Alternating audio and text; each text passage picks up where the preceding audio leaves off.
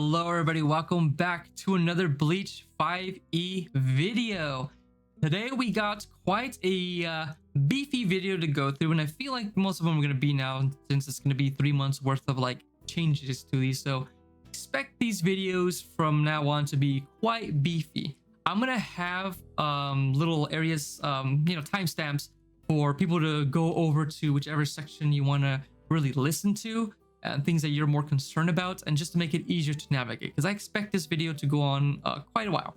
So right away, I want to get into the changelog. So what do we got for this month? We got new boon added called the Boon of Secret Kido, new Kido armament ability called Epic Spell, Focus Mage got renamed to Dedicated Mage, Focus Armament renamed to Specialized Armament and adjusted, adjusted dual type feat. All augments now have names. Each chapter reorganized a bit, not a big change, but got a little changed up a bit. And added Echt and Gemischt Quincy, Echt Quincy, not too sure how to pronounce that. And then of course the biggest change for this time around, the Fullbringer class and subclasses update. So without further ado, let's get right into it. Before we move on, I need to give my patrons a big shout out for being supporters of me and the project. Thank you guys so much. Thank you for being part of this community at any tier that you're currently at. Thank you guys so much. I'm glad to have you guys here by my side, and I hope to see you guys with me at the finish line when we get this book taken care of and finished. Thank you guys so much. And with that said, let's move on to the video. First up is the Boon of Secret Kido. This is an epic boon, and it reads as the following. Prerequisite: able to cast 9th level Kido, spellcasting ability of 20 and Shinigami. You learn a 10th level Kido of a category in which you know a 9th level spell. So if you know 9th level Bakudo, you'll get a 10th level Bakudo spell. If you know 9th level Hado, you'll get a 10th level Hado spell, and so on for Kaido as well. Currently right now, yes, it is for Shinigami, but I'll go over more of that later on. So that currently is Boon of Secret Kido. And yeah, let me know what you think about that. All right, and the next one is Epic Spell. Requirement: 6 Kido abilities, able to cast 9th level Kido and spellcasting ability of 20. You learn 1 10th level secret Kido of your choice from the Shinigami spell list. You may reselect this ability multiple times. Each time the spellcasting ability requirement increases by 2. Now, currently these are the 2 ways to get epic level spells, which is 10th level spells. I don't think I might have put a way to get these as well in the factions if I have decided to do so by the time this video and update rolls around. So maybe double check that to see if I put it in there too. But currently this is the only 2 ways to get 10th level spells. I wanted to wait for a while to see where exactly I want to allow these spells to be able to be picked up and by who exactly. So the boon, the epic boon is obviously for the Shinigami, and that's obviously because we only ever see Shinigami use the secret Kido. So I want to keep it in the vein of, the canon in them having it there. However, I will be kind of breaking that canon a bit by putting it in the Kido ability, armament ability for others to be able to pick it up. So currently for non-Shinigami players, the only way to pick up 10th level Kido would be the epic spell armament ability, which I think is fitting for it, because it should really only be hardcore spellcasters that are casting these spells. And most other classes won't even be able to get up to that spot anyways. But let me know below, give the video pause and comment below of where are other places you want to see them. If it is in the factions section, when you get to captains or so on, if you want to see them in those places as well, or if there's other places I should be putting them out there, or just have more options on methods to pick up 10th level spells. I'd like to hear what your thoughts are about it, and I'm willing to add that more down the line or in the hotfix. Okay, next we have Specialized Armament. This one I just wanted to rename because, which I'll go over more, there are some augments that use the word focused, and I really don't want to use the same word multiple times across the book in the case that people get confused, which people have gotten confused with certain things still being the same name, even though they're completely different contexts and completely different things. It has confused people in the past. So just to help those people out, I don't want to reuse a lot of the same words. So that's why I renamed it to Specialized Armament. If this still is a problem, I'm still willing to change the name to something else if this is an issue and specialized is used somewhere else that I forgot about. But let's read how specialized armament works now. You cannot gain multiple armament types beyond your base type. If you're able to choose armament abilities from multiple types, you can only choose from your base type. You can still choose armament abilities from generic as normal. Additionally, whenever you would gain an armament ability, you can forego it for 2 augments instead. Now, the biggest change here really is making sure this is first level. Now, on the feats section, which I'll skip to right now, and we'll go over. So prerequisites. Within this book, certain feats can have one of the following new prerequisites. First level. The feat must be taken at first level and cannot be taken at later levels. I'll have other different prerequisites that I'm planning on probably using, so that's why the wording here is saying that there's multiple ones. So that's the biggest thing right now. If it says first level, you can only pick it up at first level. Previously, it stated that whenever you get an armament ability from like a class or armament, I just changed that just to make it easier. Just whenever you get an armament ability, you can forego it for 2 augments instead. So that's the change with specialized armament. Let me know what you guys think. If this is better, or if you think it needs to be something different, or if you wanted to do something more, if it doesn't do enough, let me know what you think down below. All right, next up is dual type feat. Now, prerequisite, first level, Shinigami or Bounce. I don't have it open to the Quincy because it doesn't make sense for them to have it. They can't really pick this up. It doesn't do anything for them, really. I don't have it to the Fullbringer because they can already pick up multiple types. So this is not something they need to pick up or something that makes sense for them to pick up. So let's read what it does now. You gain an additional armament type. Additionally, when you gain an armament ability in your secondary type, you gain an innate ability of your choice from your secondary type. You cannot gain the specialized armament feat. Just in case, I wanted to add that wording in because I know people are going to be like, well, if I pick this up, especially how does it work? How do, you know, it's obviously not meant to be taken together. So I just added that wording in just to make it clear. So I changed the wording a little bit on here because the previous wording that I had on there didn't really make sense, and it kind of was a bit redundant for what I really wanted it to do. Mainly to give you a secondary type and then reward you for picking ability in your second type, instead of what happened previously was you'd pick up dual type, it'd give you an extra one, and that extra one was supposed to be going in the second one, but then people would just put in their primary type and just, you know, get more abilities in that type, and then later on down the road they'll, you know, pick up stuff for it. But the point of it is like you split your abilities for it. I've done other stuff where you have to have them both equalized in abilities, and that just didn't work out well. It was very clunky and it just didn't feel good. So I've definitely tried that before and it wasn't good. So hopefully this one here, instead of limiting players and restricting players, it rewards you for doing what the feat wants you to do, or it's supposed to do for you.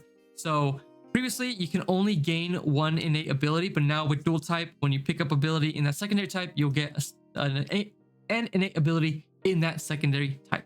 Hopefully this works out better. So let me know what you guys think about dual type. If it's better, if it doesn't make sense, if the other way was better, or if there's a different method I could potentially do to really get what I want out of this feat. I'm always willing to hear people's thoughts about it. Big change here to quite a fan favorite feat, the Mute Zanpakuto. Prerequisite, first level Shinigami. To you, a Zanpakuto is nothing more but a tool. You form no connection with your Zanpakuto. You gain the following traits. You cannot commune with your Zanpakuto and never learn its name.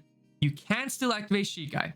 You can only select generic armament abilities. You cannot gain the Bankai class feature.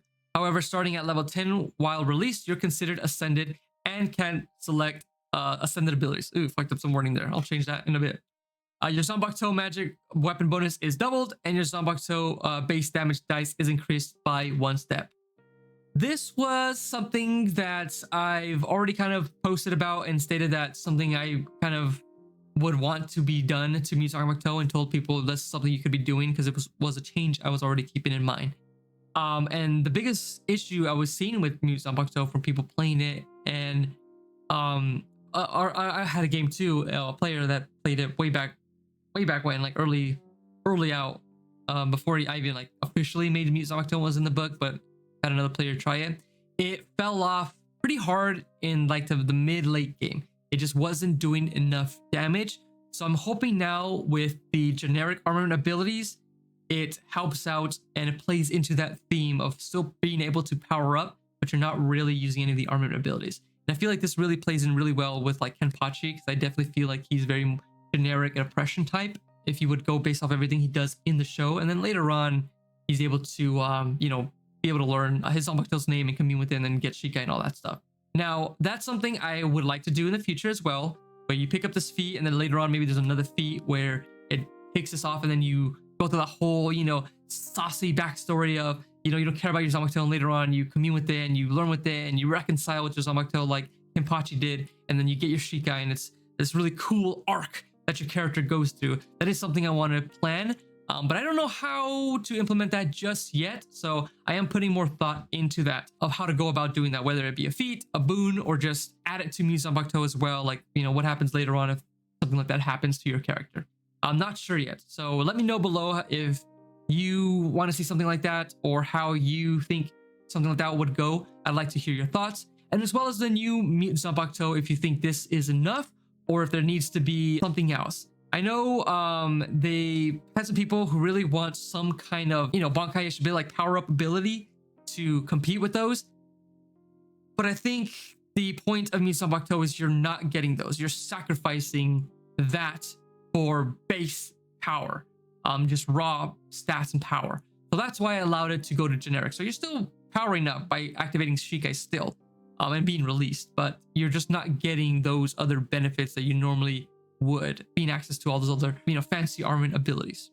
So let me know what you guys think, if this is good, if it's not strong enough. I definitely would like to see some playtesting first, and you guys always let me know how it goes. I always want to hear people's experiences with their playtesting. If something that they're playing is like super broken, or if something is not strong enough, I'm always willing to hear it. Feel free to post it in the issues channel on the BleachTYBW Discord, or questions. I'm always trying to answer as fast as I can. I definitely have a lot of community members who are pretty quick on answering as well. I'm definitely going to give a shout out to them later on in this video. So I really appreciate them as well for being able to answer questions when I can't get to them quickly enough. That's Mii Zanpakuto. Let's move on to the next change. All right, next update is the augments. Now, as you can see here, all the augments have been named. Now, a lot of them are going to be repeat names, like subtle ability, like this ability no longer requires verbal or somatic components. They're all going to be named subtle ability.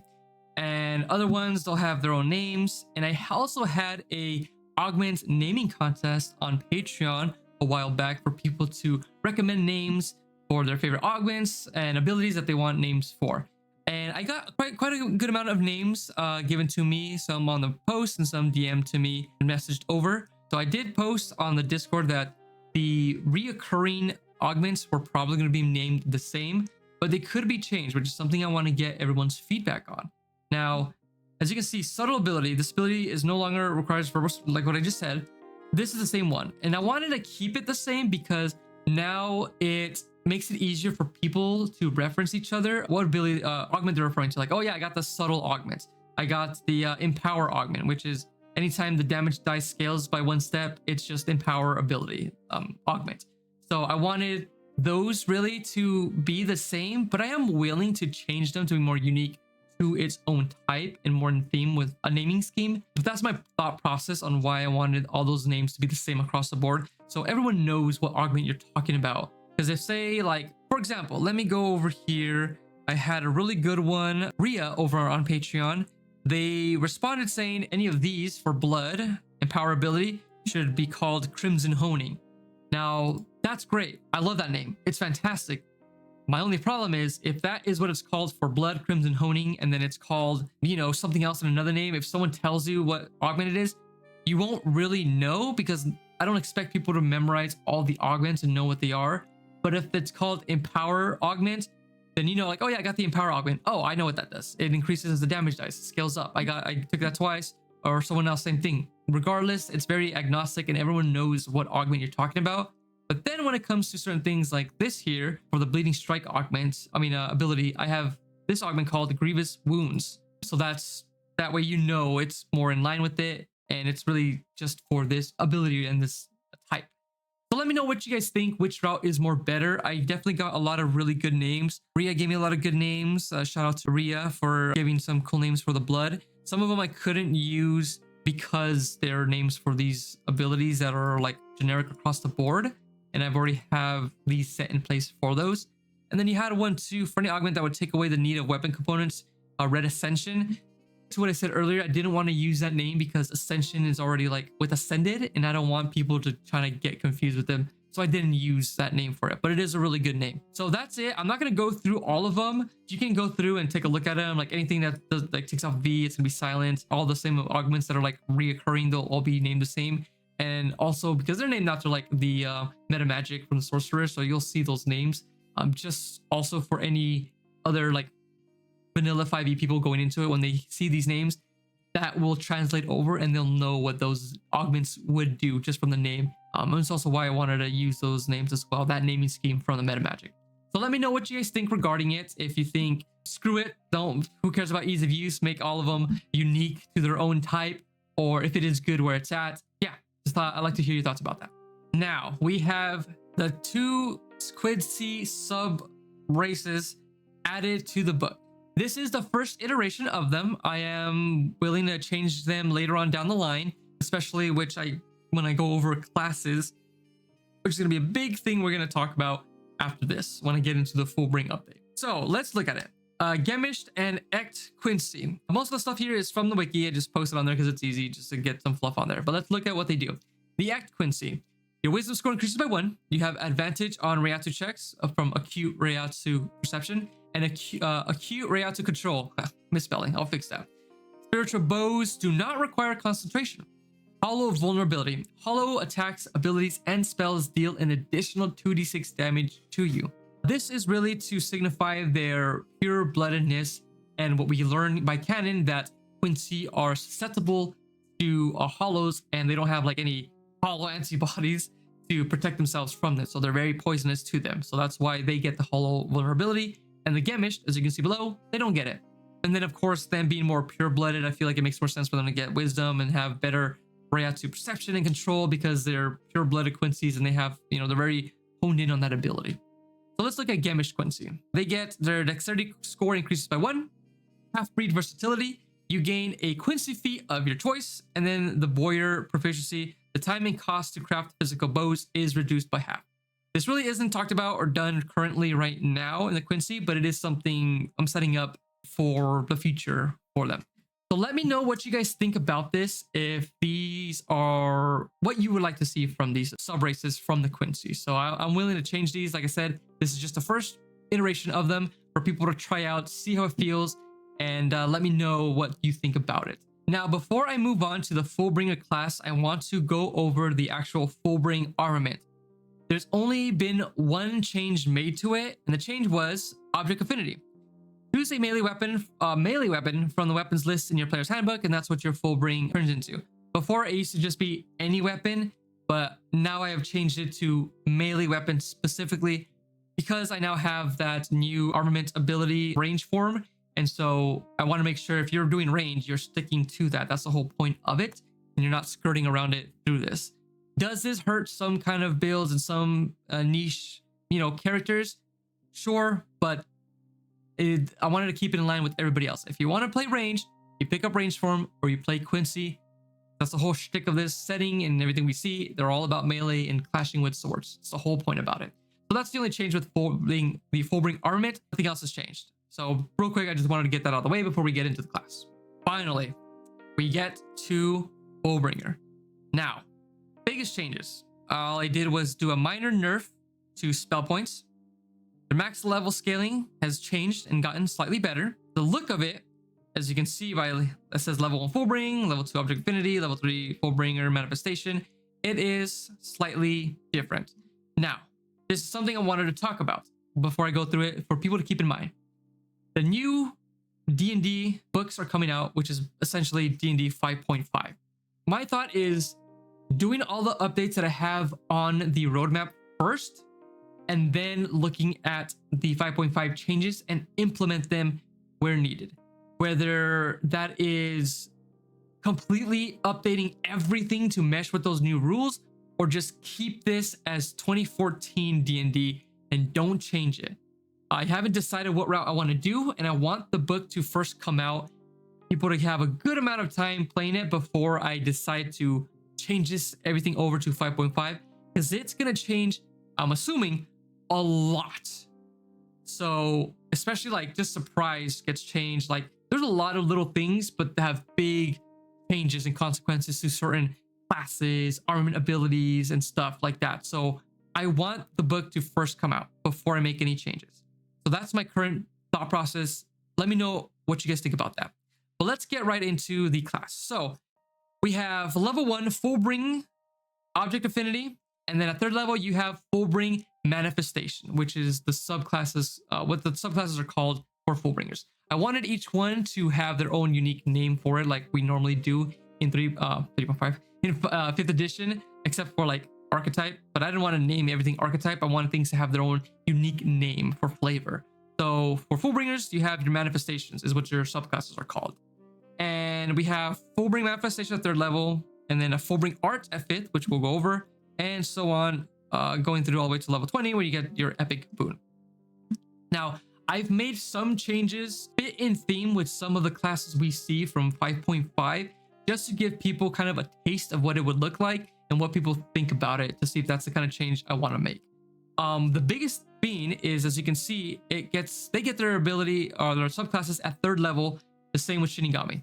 Now that's the biggest thing in 5.5 is all the classes, they start getting their stuff at third level and then 7th level and so on like that, all at the same time, which is something I think I might do for sure, just because I know there are times where players are different classes and they're getting things at different rates, and sometimes that feels bad, and sometimes some players like don't really care. But I know that is the thing generally across all of D&D. It's very popular for everyone to be scaling at the same time. So that is something I am probably going to do, but I'd like to get people's thoughts on it, on what they think about that, of just changing the Quincy and all the other ones to all start going off of third level and be at the same, getting all their subclass stuff at the same time, at the same rate, so no one feels like kind of left behind. So let me know what you guys think about that. And now let's get into it. So level 1, Fullbring, quite different. Your training allows you to harness your Rei-Ryoku. This is represented by number of spell points. Your Fullbringer level determines the number of points you have, as shown in the spell points column. You regain all expended SP on a long rest. Additionally, you know 2 Fullbring arts of your choice from the Fullbringer arts list. You gain 2 more of your choice when you reach 5th, 9th, 13th, and 17th level, which we'll go over down below more in depth. And then we have Object Affinity. As you can see, it says level 1, level 2 Object Affinity. This really is, I think, a good visual cue that's being used in 5.5 to tell you what level things are happening instead of just having the names of them. So I like this change. Let me know what you guys think about this change, because I would like to implement this for all the other classes. I'm actually quite a big fan regarding this. So let's move on to Fullbringer arts. The Fullbringer arts fit the same theme or play the same way as Warlock Invocations, because the Fullbring ability allows you to pull on the soul of various objects to gain certain different abilities and effects. And I think the invocations are like, that's the perfect flavor for them, the perfect system for Fullbring ability to really mimic that kind of same effect. So obviously, with that being said, we have these list of Warlock invocations being considered Fullbring arts. So we have Armor Shadows, Ascended Step, Beast Speech, Beguiling Influence, Minions of Chaos, Sign of Ill Omen, Witch Sight.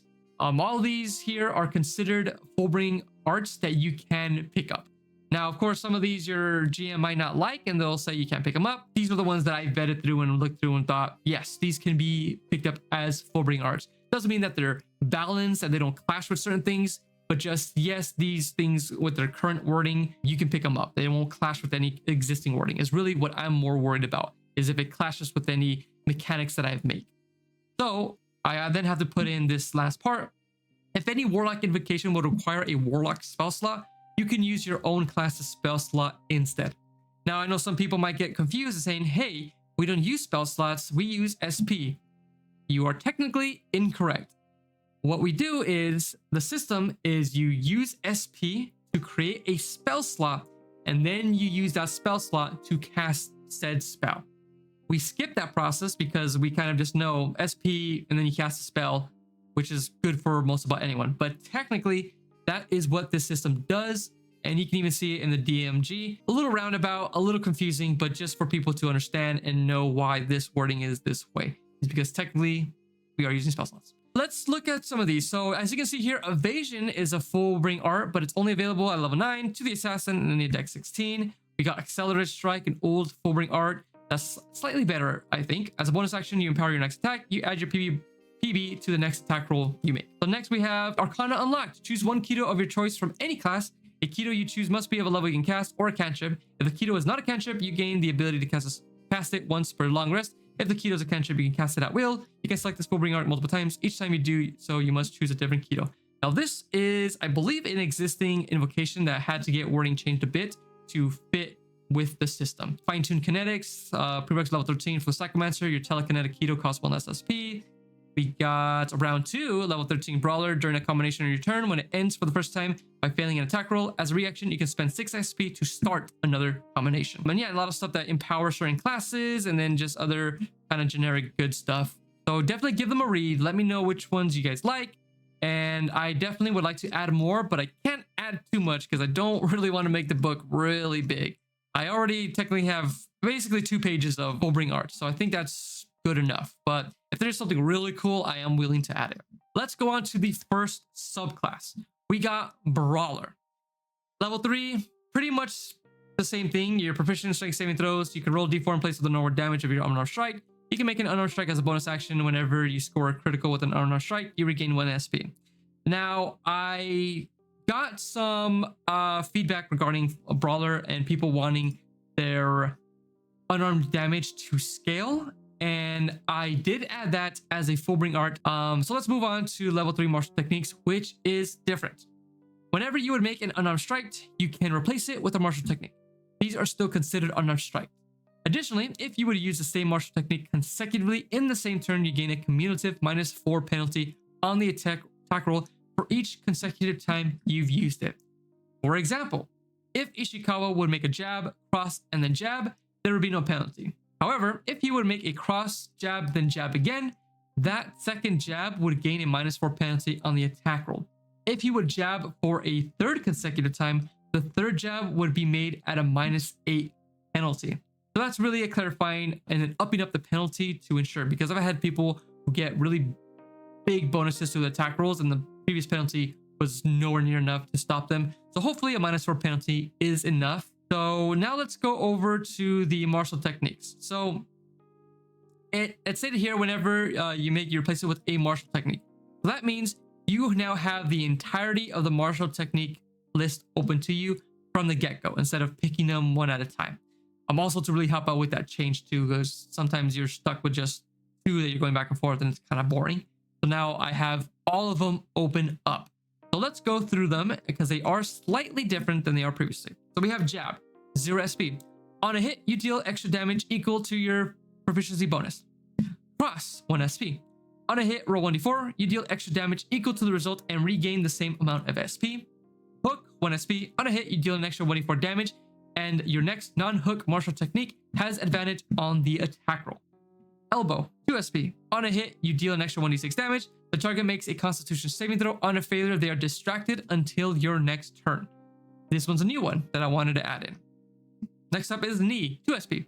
On a hit, you deal an extra 1d6 damage. The target makes a constitution saving throw. On a failure, they are slowed until your next turn. Uppercut, 3 SP. On a hit, roll 1d8, you deal extra damage equal to the result and gain that much temporary HP. These temporary HP stacks. Specifically with this only stacks with itself, is what I'm trying to get across with this wording. It doesn't stack with other forms of temporary HP you have. Roundhouse, 3 SP. On a hit, you deal an extra 1d10 damage. The target makes a constitution saving throw. On a failure, they are dazed until your next turn. This ends your combination this turn. Then we have Haymaker. On a hit, you deal an extra 1d4 damage for each martial technique you've succeeded on this turn. This ends your combination this turn. Now, Roundhouse got technically nerfed because before it used to be stunned, but now it's dazed. The problem is stunned is really powerful. And if you can consistently just be doing roundhouses at least like once per turn, you're basically just fishing for those rolls to eventually fail to get the stun condition. And that's not something I wanted to be done. So I also changed it. Also, the reason why I changed it to Dazed is in case there are PvP, Dazed is a little bit more better to like not feel bad about and lose a turn. Nowadays, like you can kind of do stuff and it's a little harder, but you are at least able to do something. So that's my thought process on nerfing that down to Dazed from stun. So let me know what you guys think about that, if it's too big of a nerf or you feel like that was necessary. Because I did get a lot of feedback with Brawler of it being insanely powerful and you can dish out so many attack rolls in a single turn, which is why I changed combination, which we'll read together now. Combination. On your turn, as an action, you make a unarmed strike using a martial technique. On a success, you begin a combination. To do so, you make an additional martial technique. If successful, you repeat this process until you do not succeed on an attack, which ends the combination. A combination can also end early if you become incapacitated or unconscious. Now, with this, I have changed it, so you have to use your action to like attempt to start it, and even if you do fail it, you're at least, you know, doing an attack, so it's not a complete waste. I know before is every time you land an attack, you can start comboing off, and then sometimes you don't really want a combination. So this leaves it open for you to be able to pick up extra attack, which is a Fullbring art now. So anybody that meets the prerequisites, you can pick up extra attack. So now Brawlers can get access to extra attack. So if they don't really want to start a combination and just do flat attacks, you have access to do that as well. Next up, level 7, Iron Fist. Your unarmed strike count as magical for the purpose of overcoming resistance and immunity to non-magical attacks and damage. Level 11, Critical Blows. Your unarmed strike score a critical hit on a roll of 19 or 20. And then level 15, Professional Brawler. Additionally, when you make an opportunity attack and succeed, you can spend 10 SP and start a combination. At level 19, the damage dice of your martial techniques is increased by 1 step. So that's basically it for Brawler. Quite a bit of changes to it. Let me know what you guys think. Let's move on to Assassin. With Assassin, Roguish Talent is pretty much the same. Level 3 Sneak Attack is different. It got a little bit of buff. It went from a 1d6 to a 2d6 just because you're getting it at a much later level. And the wording that I'm using is from the 5.5 wording, which is slightly more condensed. So what it reads now is once per turn, you can deal an extra 2d6 damage to one creature you hit with an attack roll if you have advantage on the roll and the attack uses a finesse or a ranged weapon. You don't need advantage on the attack roll if at least one of your allies is within 5 feet of the target, the ally isn't incapacitated, and you don't have disadvantage on the attack roll. This damage increases by an additional 1d6 at each odd level to a max of 10d6 at 19, just to stay in the same kind of scaling as a regular rogue would. So that's the biggest difference. It's pretty much the same, but just slightly more condensed and cleaned up wording, which I do like. So let me know what you guys think about the 5.5 Sneak Attack. Okay, next up we have level 5, you get Imposter. Previously, there was a level 6, you would get Evasion, but that got changed and removed because you're not getting something at level 6, you're getting it at level 5. And this is just more to keep in line with the theme of Assassin. So Imposter reads, you can unfailingly create false identities for yourself. You must spend 3 days and 25 gold to establish the history, profession, and affiliations for an identity. You can't establish an identity that belongs to someone else. For example, you might acquire appropriate clothing, letters of introduction, and official-looking certification to establish yourself as a member of a trading house from a remote city, so you can insinuate yourself into the company of other wealthy merchants. Thereafter, if you adopt a new identity as a disguise, other creatures believe you to be that person until given an obvious reason not to. So next up, we have level 9, which is another new one, Infiltration Expertise. You get Masterful Mimicry. You can utterly mimic another person's speech, handwriting, and or behavior if you have spent at least 1 hour studying each component. Your ruse is indiscernible to the casual observer. If a wary creature suspects something is amiss, you have advantage on any deception checks you make to avoid detection. Again, this is definitely better than Supreme Sneak, I think, and it fits more with the theme of the class. Next up, we have Death Attack at level 11. When you hit with your sneak attack on the first round of a combat, the target must succeed on a Constitution saving throw, DC 8 plus your Dex mod plus PB, or the attack's damage is doubled against the target. This is from the 5.5 as well, and pretty similar to regular 5th edition Death Attack, slightly cleaned up, but yeah, pretty good. Next up, we have level 15, which is Elusive. No attack roll has advantage against you while you aren't incapacitated. Classic rogue ability that they get, really good to give them. They got changed, I believe, 5.5, where they get it around this level as well, so I've done the same thing. So that is the Assassin, quite different than what it was previously. Let me know what you guys think about the new one, if you think it's better or if the other one was better than this one. Let me know your thoughts on it. And let's move on next to Brute.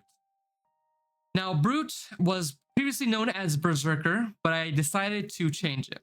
And Brute is basically modeled almost 1-for-1 after the 5.5 Barbarian. As a bonus action, you spend 1 SP and gain the following benefits while not wearing heavy armor.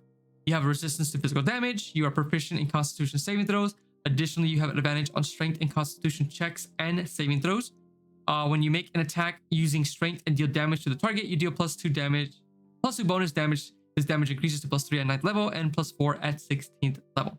No concentration. You can't maintain concentration and you can't cast Kido. The rage lasts until the end of your next turn and it ends early if you don heavy armor or are incapacitated. If your rage is still active on your next turn, you can extend the rage for another round by doing one of the following. Make a melee attack roll against an enemy, force an enemy to make a saving throw, take a bonus action to extend your range. Well, extend your range each time the rage is extended. It lasts until the end of your next turn. You can maintain a rage for up to 10 minutes. I can't spoke. I love this. I think this is a pretty good change for the rage mechanic for the Barbarian in general, for the Brute here. It's pretty good. The whole no concentration part, the, actual things of what exactly you can do to extend it. I think it's really good just to take a bonus action to spend it, because sometimes you don't really have bonus actions. The fact that you just spend it to continue it on in case there's no enemies or whatever to, keep going, I think is really, really good. And then also giving you that room of 10 minutes of being able to keep the rage is pretty nice. So I'm a big fan of this change. I like this rage a lot better, so I'm excited to use it, and I'm really excited to see what people think about it as well. Next up, we have level 3 Dangerous Sense. You have advantage on dexterity saving throws while not wearing heavy armor and not incapacitated. Before, this was like to traps and stuff that you see or whatever, and then they just changed it to just the advantage on dex saving throws while not wearing heavy armor, which overall I think it is much more powerful for sure because there's no caveat to it. But I do find it a little bit lazy. But yeah, I'm just trying it out. I want to see what people think about it. Obviously, it's much more powerful, and I'm sure most, brutes that pick it up are going to be happy about it. Like, yeah, I'd like to hear what you guys think about the Danger Sense. If you think the previous one is better to have those little caveats, or if this much more powerful version you prefer. Next up, at level 3, we have Reckless Attack. When you make your first attack roll on your turn, you can decide to attack recklessly. Doing so gives you advantage on attack rolls using strength until the start of your next turn, but attack rolls against you have advantage during that time. Pretty similar to previous Reckless Attack. It's new to the class. I know they didn't have it before, and I think this wording is a little bit better than previously used for Reckless Attack. I like the wording on here. Next up, level 7, Primal Instincts. While not wearing heavy armor, you gain a bonus to your initiative rolls equal to your Constitution modifier. Like I said previously, this is new from 5.5. Much more powerful, really good. But that's level 7 Primal Instincts. Also at level 7, you get Instinctive Pounce. As part of the bonus action you take to enter your rage, you can move up to half your speed. Pretty good. Definitely gonna help out when you need to close the distance for certain fights, or if someone's like very mobile and running away from you. This definitely is gonna help the Brute catch up to them to be able to close that distance and dish out their damage. Level 11, we have New Relentless. Now, before this would be at level 10, but because of new level scaling, this kind of gets dropped down one more level to 11. But I think it is slightly better, honestly. If you drop to 0 HP while your rage is active and don't die outright, you can make a DC 10 Constitution saving throw. If you succeed, your HP instead changes to a number equal to twice your Fullbringer level. Each time you use this feature after the first, the DC increases by 5. When you finish a short rest or long rest, the DC resets to 10. This is pretty good. Previous one was, I think it's kind of similar, but I like the wording on this one better. I think it makes more sense. Let me know what you guys think about it. I think the New Relentless is better. Persistent Rage at level 15. Your rage now lasts for 10 minutes without you needing to do anything to extend it from round to round. Your rage ends early if you are unconscious or don heavy armor. So now you don't need to have to worry about keeping it active, spending like your bonus action, you have no attack, or just attacking. It just lasts that 10 minutes duration. Boom. Pretty big buff than previous Persistent Rage. And then we have finally a level 15 Primal Champion. If your total for a strength or constitution check or saving throw is less than your constitution score, you can use that score in place of the total. So if you roll a strength check and it's like 5, but your strength score is like 18, it's going to be 18, which I think is really cool, really powerful. And then at 19th level, your strength and constitution scores increases by 4 to a maximum of 25. So that is the new brute. Let me know what you guys think. Again, as always, pause the video, put in those comments below what you think about brute. If you think it's good, if you think it's better, if you think it sucks, whatever, I want to hear your thoughts about it. Now let's go into Psychomancer. Level 3, Psychokinetic. You're proficient in intelligence saving throws. You can cast Catapult and Mage Hand at will. You can cast these Kido without verbal or somatic components, and you can use the Spectral Hand you can make the Spectral Hand invisible. Additionally, the Mage Hand can carry an additional 5 pounds per your intelligence modifier. You use your intelligence as a spellcasting score for these Kido. Next up, we have Telekinetic Kido. You learn Kido when you reach certain levels in this class. As shown on the Telekinetic Kido table, each of these Kido counts as a Fullbring Kido for you. Intelligence is a spellcasting score for your Telekinetic Kido. All of it is basically the same. Nothing has changed for the Telekinetic Kido. So let's move on to level 7, Psycho Power. You can cast your Telekinetic Kido without verbal or somatic components. Additionally, the damage dice size of your Telekinetic Kido is increased by 1 step. At level 7, you get Telekinesis. You can cast Telekinesis at will, and it is considered a Telekinetic Kido. At level 11, we have Telekinetic Flight. You can cast Fly at will, and it is considered a Telekinetic Kido. Level 15, Telekinetic Master. You do not need to concentrate on telekinesis. You can affect a creature of size Colossus or smaller. Finally, you can move objects and a weight of 1,000 pounds times your intelligence modifier instead. So yeah, I'd like to hear what you guys think about Psychomancer. It's fairly similar, not too different. Telekinetic Defense, what I had previously, has been moved over to a Fullbring art, and as well as other things that really help buff out Psychomancer. There's new arts for it. So let's move on to Infusionist. Nothing much has changed from Infusionist. Right. The only thing you get now is you are proficient in medium armor. Base Fullbringer now gives you proficiency in light armor, and this, as a Infusionist, you get access to medium armor. Infusions, that all stayed the same. Nothing was different from the infusions. Okay, level 15, you got Eternal Infusions. So your infusions remain on an item indefinitely, but when you die, an infusion vanishes. And then additionally, at level 19, each of your infusions can be infused on more than one object at a time. Okay, let's move on over to Templar. Level 3, we have Devout Aura. This is slightly newish. It's just you are proficient in charisma saving throws, you're proficient in religion, you're immune to disease. As an action, you can open your awareness until the end of your next turn. You know the location of any celestial, fiend, or undead within 60 feet of you that is not behind total cover. You know the type, which is basically what paladins have to kind of scout the area out. And that's something I think I wanted to give the Templar, and it fits their theme as well, because now you're using your aura to like scan, the area for these kind of creatures. So I think it's pretty good to give them that as well. Next up, we have Soul Aura, now at level 3, not level 2 ability anymore because everything's kind of scaling at the same time, so you get it at level 3. As a bonus action, you can spend 4 SP to create your Soul Aura, which is a 20-foot radius sphere emanating out from you that moves with you. Or it started at a 10-foot radius, now it's 20-foot radius, so right off the bat, doubled. The aura is active until you are unconscious or dismiss it, no action. Choose one of the following buffs listed below your Soul Aura provides, which is all pretty much similar. So far, none of it has changed. The only thing that changed is going down to Dual Aura. Now, Dual Aura has been changed, but what it reads now is when you activate your Soul Aura, you can choose 2 buffs or debuffs or one of each. Aura provides at the same time. It's really just the wording that was changed. That's pretty much about it. Level 15 now, it's Perfect Aura.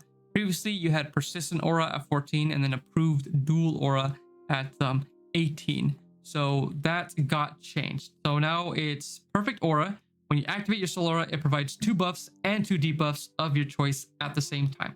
Additionally, at 19th level, the effects of your Soul Aura are active at all times instead of once per turn.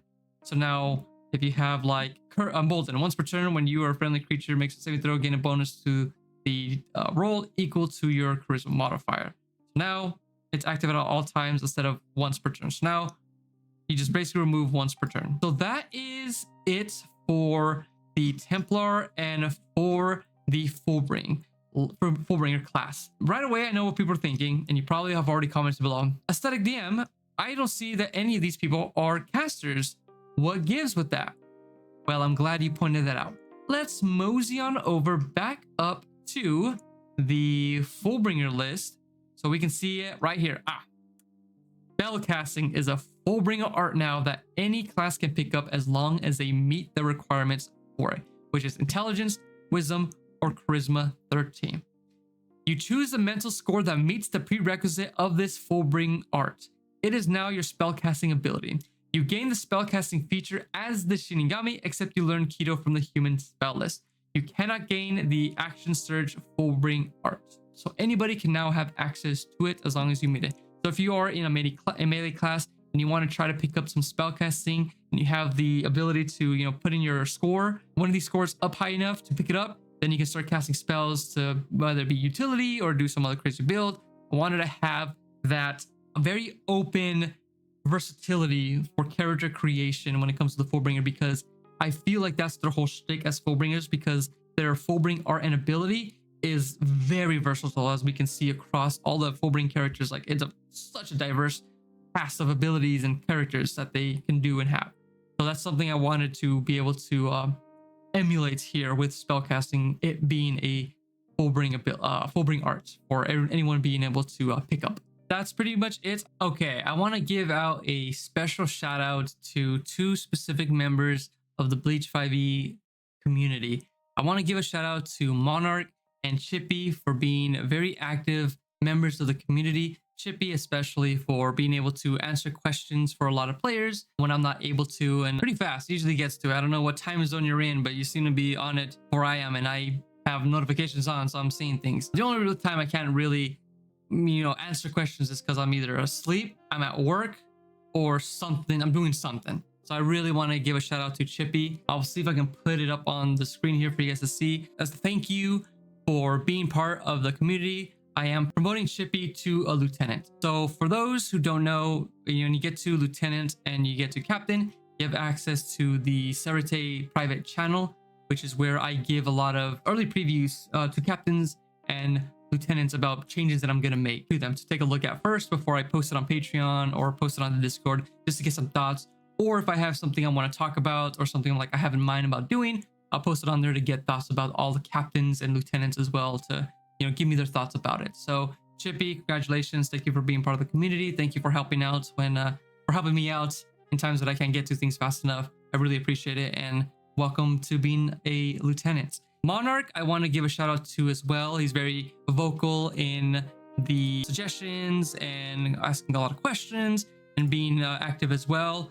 Monarch, I don't know how I can do this, but I want to, since you're already a captain, choose a division and I'm going to make you a captain of that division. So now you're going to have that little moniker of being a captain of the division. So you're going to be the first person to be able to pick the division that you want to be a captain of. That's why I wanted to give a special shout out to those two members of the community. Thank you guys so much. For all the other community members as well, thank you guys for being part of it, asking questions, throwing out suggestions, putting on your feedback. I'm always willing to hear it. Thank you guys so much for everything. I really appreciate it. The next step, I think, is really if everyone decides, like I might put a poll, or if there's enough comments about it, I'll probably have a poll of people asking people if you want me to do the change that I did to all the other classes of having them all scale at the same time, starting at level 3 and so on. So they're all going, so I can go back and change Bounds, and then I can change Quincy's as well. Now, the next update coming up is going to be the Arankar update.